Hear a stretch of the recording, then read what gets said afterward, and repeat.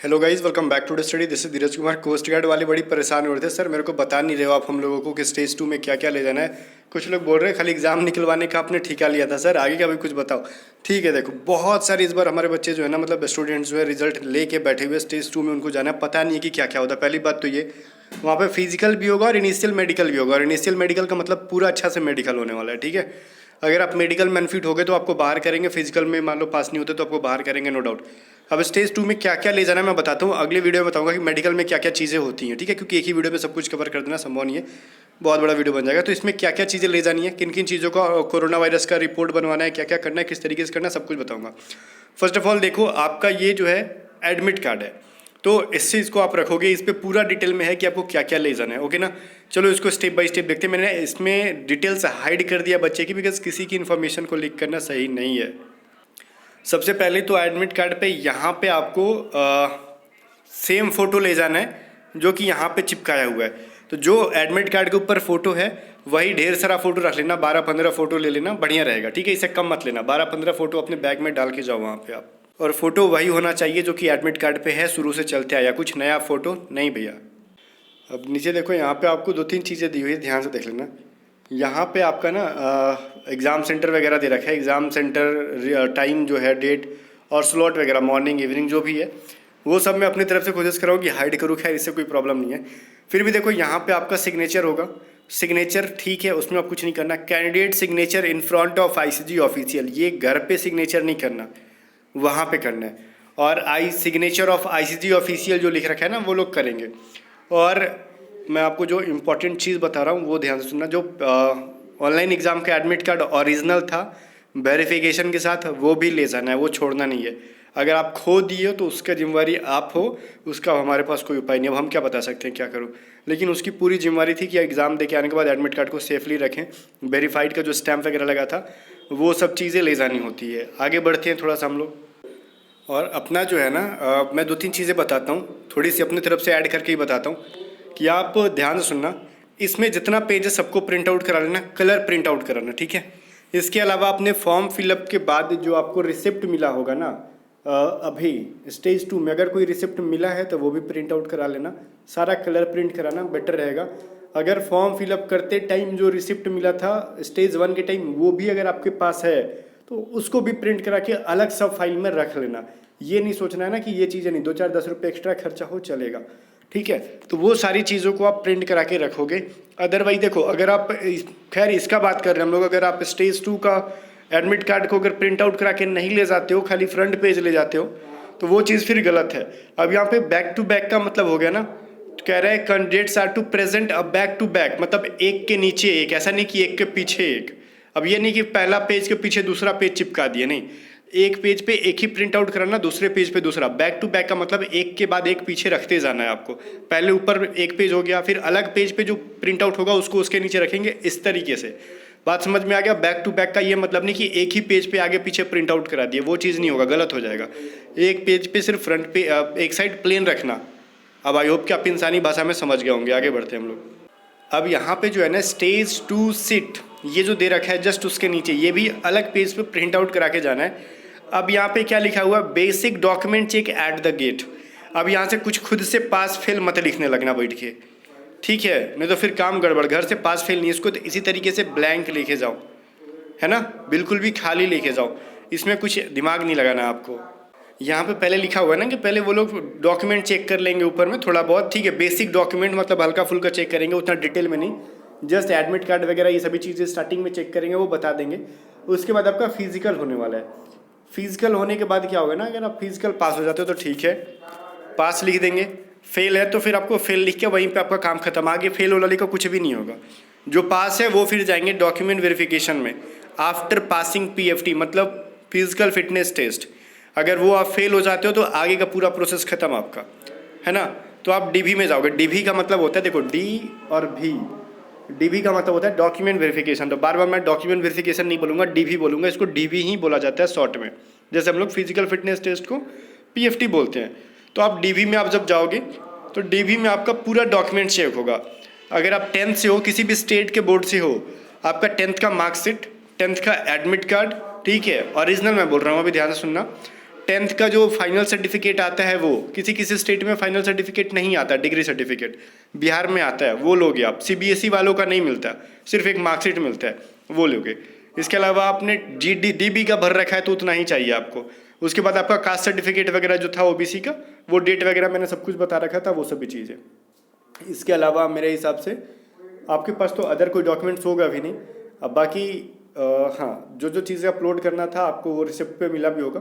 बाकी डीबी वालों को इससे ज़्यादा कुछ था भी नहीं। 10th का जो था उनके पास आइडेंटिटी प्रूफ थी, जिसका कास्ट सर्टिफिकेट रिजर्वेशन लिया है, ओबीसी, ईडब्ल्यूएस, एससी, एसटी, वो अपना ले जाओगे, ठीक है। बाकी फिनेंशियल वगैरह सब कुछ ध्यान में रख के ले जाना आप लोग। इसके ऊपर मैंने डिटेल वीडियो बहुत टाइम से मैं बताने आया था, अब इसके ऊपर मैं वीडियो नहीं बनाऊंगा, ठीक है। फिजिकल अगर मान लो पास हो जाते हो तो फिर डॉक्यूमेंट वेरिफिकेशन होगा, और यहाँ पे देखो लिखेगा नेम ऑफ द टेस्ट, तो डॉक्यूमेंट वेरिफिकेशन यहाँ पे आप खुद से कुछ नहीं करोगे, वहाँ पे लिखा जाएगा डिटेल ऑफ डॉक्यूमेंट डिफिशियंसी, ठीक है।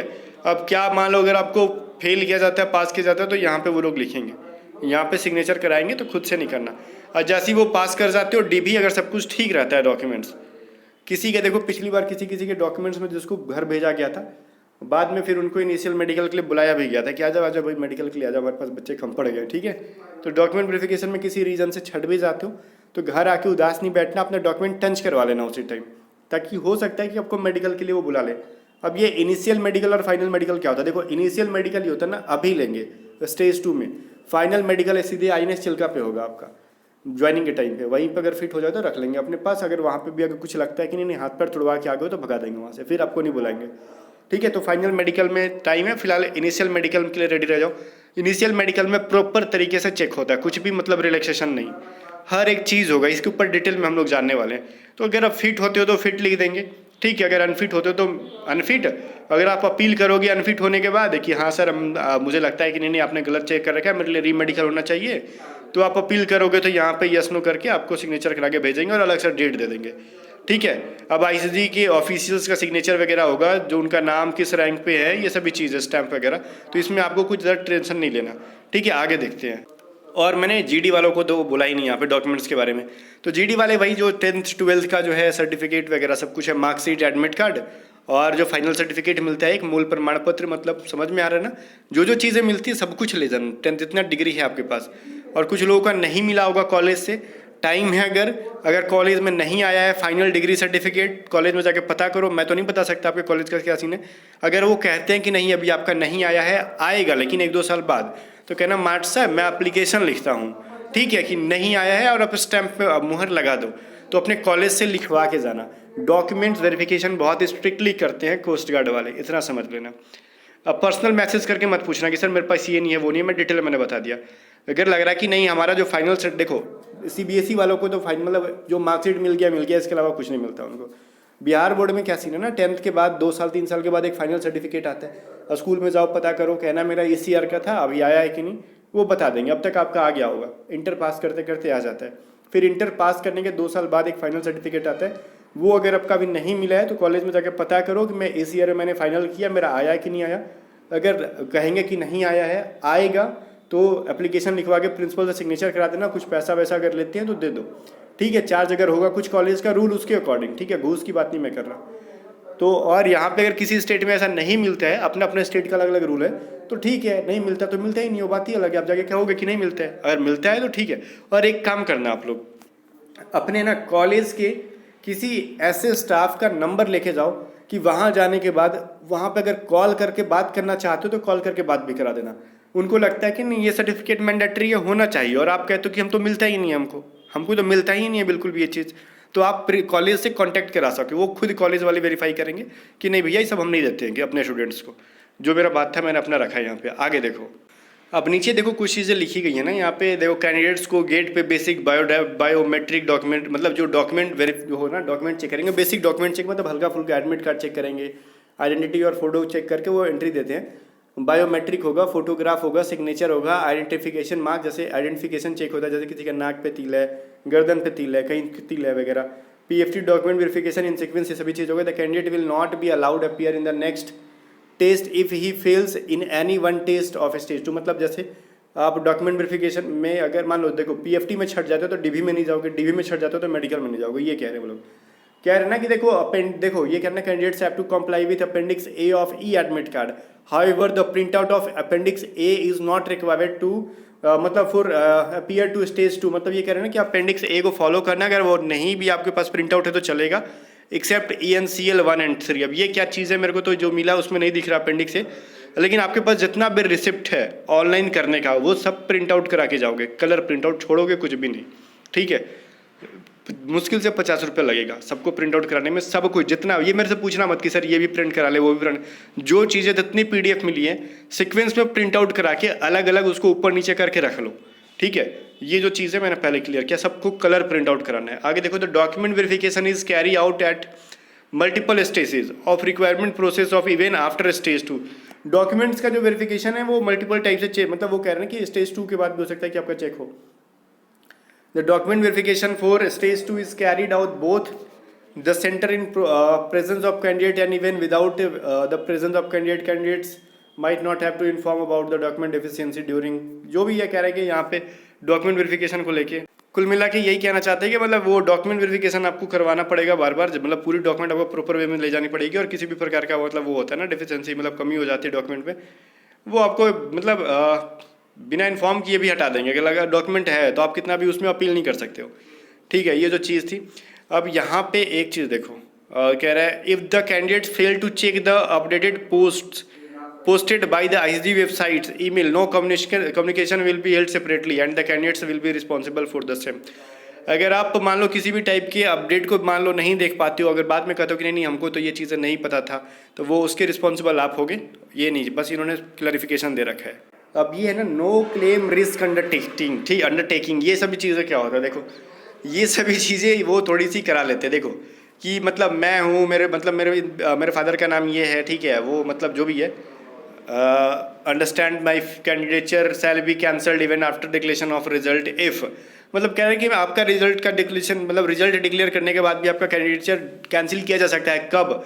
I am found using unfair means, मतलब आप कुछ गलत काम में पकड़े जाते हो, जाली डॉक्यूमेंट लेके चल जाते हो या फिर कुछ मिसबिहेव करते हो, तो आपको वो कैंडिडेचर कैंसिल कर देंगे, इसके रिस्पॉन्सिबल आप हो गए। इस सबको करवाएंगे वो लोग, सिग्नेचर करा के मांगेंगे। सबमिट रॉन्ग इन्फॉर्मेशन, वही चीज़ है। Make any declaration in the application not supported by the document, कुछ ऐसा आपने कर दिया जो कि सपोर्टेड नहीं है। Fail to submit original and photo copy document during the DV में अगर आप ओरिजिनल नहीं ले जाते हो और फोटो स्टेट नहीं ले जाते हो तो वो छाट देंगे आपको। तो आपको प्योर ओरिजिनल और प्योर फोटो स्टेट ले जाना, सबके 3-3, 4-4, 5-5 फोटो स्टेट करा के ले जाओ, ठीक है, क्योंकि वो फ्यूचर में बहुत काम आने वाला है। रख भी ले रहे तो कोई इशू नहीं है। 3-3, 4-4, 5-5 आराम से उनका जेरोक्स करा के ले जाओ आप सबका, जितना भी डॉक्यूमेंट्स है सबका। और इसी में वो सब कुछ लिखवा लेते हैं कि मान लो अगर आप फिजिकल विजिकल में हो जाते हो, कुछ गिर वड़ जाते हो, तो उसकी रिस्पॉन्सिबिलिटी आपकी है, हमारी नहीं, ठीक है, यही कह रहे हैं वो। और उसी में देखो इधर साइड में आपका नाम, ब्रांच, ये DB के बच्चे का है, एप्लीकेशन, ये सब लिखा होगा। और यहाँ पे सिग्नेचर ऑफ पेरेंट या गार्जियन, ठीक है, ये चीज़ करा के ले जाना है। पहले तो आपका लिखना है नेम ऑफ पेरेंट या गार्जियन, उनका सिग्नेचर करा के ले जाओ, ठीक है, और उनका नाम लिखवा लेना यहाँ पे। तो जो सिग्नेचर कराना है वो तो मैंडेटरी है पेरेंट्स का, खुद से मत सिग्नेचर मारने लगना, ठीक है ना। मैं ये चीज़ राय नहीं दूंगा, कुछ लोग करते हैं कि सेंटर पे पहुंच जाएंगे, भूल जाएंगे तो खुद से सिग्नेचर मार देते हैं। ये चीज़ मैं नहीं कहूँगा कि ऐसा काम करना, पेरेंट्स से करा के जाओ, घर से ही करा के जाओ आप। जो रिस्क टेकिंग जो सर्टिफिकेट है, नो क्लेम वाला सर्टिफिकेट जो मैंने अभी दिखाया, उसी के ऊपर पेरेंट्स का सिग्नेचर करा लो आप। कोविड-19 का जो ये इंस्ट्रक्शन है इनको भी फॉलो करना होगा आपको। देखो एक थी तो आपको 96 घंटा पहले का कोविड का ना निगेटिव होना चाहिए, कोविड निगेटिव हो, उसका रिपोर्ट मांगेंगे। और रिपोर्ट कैसे ना, आप कोविड जब जांच कराने जाओगे तो आपको मैसेज आता है कि नहीं ठीक है आपका रिजल्ट जो है नेगेटिव आया है। उस मैसेज का ना आप क्या करोगे, स्क्रीनशॉट लो और उसको प्रिंट आउट करो, ठीक है। स्टेज 2 में आपको दिखाना पड़ेगा। 96 घंटा बोले तो 4 दिन पहले तक की वैलिड होगी, ठीक है। तो आप जाओ कोविड चेक कराओगे एग्जाम के 4 दिन, मतलब 96 घंटा पहले तक, स्टेज 2 में पहुंचे हो ना, उसके 96 घंटा पहले तक का अंदर का रिपोर्ट होना चाहिए। ऐसा नहीं कि 5-5, 6-6 दिन पहले रिपोर्ट चेक कर रही है, नहीं, वो 96 आवर्स के अंदर का रिपोर्ट होना चाहिए। और रिपोर्ट भी ऐसा नहीं कि चेक करा के पहुंच गई सही, उसका एक मैसेज आता है प्रॉपर वे में, मैसेज का स्क्रीनशॉट लेके उसको आप क्या कराओगे, फोटो स्टेट कराओगे। अब वो कलर प्रिंट कराओ चाहे ब्लैक एंड व्हाइट कराओ, चलेगा, ठीक है। और इसमें क्या रहना, देखो candidates are advise to follow the instruction वगैरह जो भी है, आपको हैंड सैनिटाइजर वगैरह ले जाना है, मास्क ले जाना है, फिजिकल डिस्टेंस रखना है, अपने पानी का बोतल रखो, इसके अलावा है सैनिटाइज़र का 50 ml का बोतल रखो, ये सभी चीज़ों को आपको ले जाना है, ठीक है।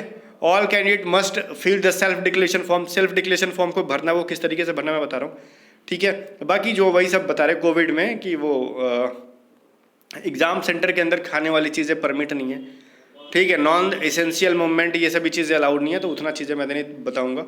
कि बॉडी टेम्परेचर ऑफ द मतलब वो सभी थर्मोगन से आपका बॉडी टेम्परेचर लेंगे, तो वो खैर उनका प्रॉब्लम है। आपको बस कोविड-19 का इंस्ट्रक्शन फॉलो करना है कि मतलब किसी में चिपक के नहीं जाना ज़्यादा, मास्क वास्क लगाओ। बाकी वो जो मेन था वही कोविड का जो है ना, रिपोर्ट आप चेक कराओगे, मैसेज आएगा, उसका प्रिंट आउट निकालोगे। अब जो ENCL3 कह रहे थे, देखो ENCL3 इधर है, ठीक है, ये ले जाना मस्ट है यहाँ पे। ENCL2 ऊपर में था, 3 इधर है। ये सेल्फ डिक्लेरेशन जो है ना 19 को कोविड-19 का, तो ये इस पे आपका नाम, रजिस्ट्रेशन नंबर सब है, इसको अलग पेज पे प्रिंट आउट कराओगे, सब अलग अलग पेज पे। अब नीचे जिस तरीके से फिल करना है मैं बताता हूँ किस तरीके से फिल करना है। वैसे ENCL2 ये था जो आपको शुरू में लिखा हुआ था ना, ENCL2 1 3। आप कंफ्यूज हो रहे हो कि ENCL क्या है। देखो अपेंडिक्स ए का मतलब आपका एडमिट कार्ड का जो फ्रंट पेज वगैरह था वो सभी चीज़ें, फ्रंट पेज, और उसके जस्ट नीचे जो सेकंड पेज था वो। और ENCL ये है नो क्लेम रिस्क अंडरटेकिंग वाला, ये भी कराना है आपको, ठीक है। तो एडमिट कार्ड पे कुल मिला के कुल प्रिंट आउट कराना भैया, ज़्यादा मेरे को भुकवाओ मत, क्लियर बात है। ENCL 1 और 3 का है तो 2 को कराना जरूरी नहीं है, लेकिन ENCL 1 और 3 कराओगे तो मेरे हिसाब से एक पेज करा भी लिए तो क्या है, करा लो, रफ वगैरह करने का काम आएगा। अब देखो यहाँ पे कोविड-19 वाला जो था ना पेज, वो सेल्फ डिक्लेरेशन, उसमें भरना है क्या क्या मैं बताता हूँ आपको, रुको ये थोड़ा सा नीचे। इसमें देखो क्या क्या चीज़ें लिखी गई हैं। Do you have any following flu like symptoms, मतलब कह रहा है आपको 38 डिग्री से ज़्यादा का मतलब फीवर है तो नो करो, अगर नहीं है तो, बीमार हो तो यस करो, बीमार नहीं हो तो यस नो करो। आपके गले में क्या कफ है, नहीं है तो नो करो। ब्रीथलेस, सांस लेने में प्रॉब्लम हो रही है, नहीं करो। ध्यान रखना मेडिकल देने जा रहे हो आप, सोच समझ के यस नो करना होगा, तो नो करना आप लोग, ठीक है। सोर थ्रोट मतलब गले में खराश वगैरह है तो नहीं है, क्योंकि रोगी दुखी हो तो आप मेडिकल देखने जाओगे नहीं। फिर कह रहा है अगर कुछ है तो यहाँ पे यस करो, अगर कुछ नहीं है तो नो करो, ठीक है। यहाँ पे भी नो मार देना। यहाँ पे क्या करोगे, कुछ नहीं है, आपको फिट हो तभी तो मेडिकल में जा रहे हो ना। अब देखो ये कह रहा है यहाँ पे I have been in close contact with a confirmed case of corona virus in last 40 days, तो इसमें भी कर दो नो, ठीक है ना। हमने ऐसा कोई इंसान के पास नहीं गए हैं जो कि 14 दिन के अंदर हम नहीं गए हैं जो कि कोरोना वायरस से पॉजिटिव हो, तो इसमें भी आप नो पे आप आंसर करोगे, ठीक है। आगे चलो, अब यहाँ पे देखो सिग्नेचर प्लेस एंड डेट। अब सिग्नेचर कर दो, यहाँ पे डेट लिख देना, ठीक है ना। सेंटर मतलब सेंटर पे जाओ तो भी इसको मतलब कर सकते हो सिग्नेचर प्लेस एंड डेट, तो उसके लिए बहुत ज़्यादा टेंशन नहीं लेना है। कोविड-19 वाला यहाँ पे नो पे कर दो, बाकी प्लेस वहाँ से प्लेस से पूछते ना कहाँ का फिल करें सर, तो प्लेस ऑब्वियसली वहीं का फिल कर देना जहाँ पे जा रहे हो, या फिर आप खाली भी छोड़ दो, वहीं पे पूछ के भर देना, इसमें कोई दिक्कत नहीं है, ठीक है। चलो अब इसके नीचे कुछ भी नहीं है, जो भी चीज़ें था मैंने बता दिया। अब ये लास्ट पेज था। तो गाइज आई होप कि आपको सब कुछ समझ में आ गया होगा। और हाँ, अगर अगले पेड कोर्सेज वगैरह आप किसी फ्रेंड को दिलवाना चाहते हो तो आप A to Z स्टडी पे पेड कोर्सेज दिलवा सकते हो, या फिर पेड PDF कोई बच्चा लेना चाहता है तो अपने दोस्तों को आप रेफ़र करो, बिकॉज आपको भी पता है कि मैंने कितना मदद किया आपके लिए। तो आप रेफ़र करो, उनको बोलो व्हाट्सअप करेंगे 7279047787 पे, और कहेंगे उनको PDF बाई करना है, चाहे पेड कोर्सेज बाई करना है, तो आप इस नंबर पे मैसेज करा के नेक्स्ट वैकेंसीज के लिए हमारी कोर्सेज स्टार्ट हो गई है, PDF है वो बाई करके पढ़ना शुरू करें। बाकी गाइस मिलते हैं नेक्स्ट वीडियो में, तब तक के लिए बाय बाय। वीडियो को लाइक करके शेयर कर देना।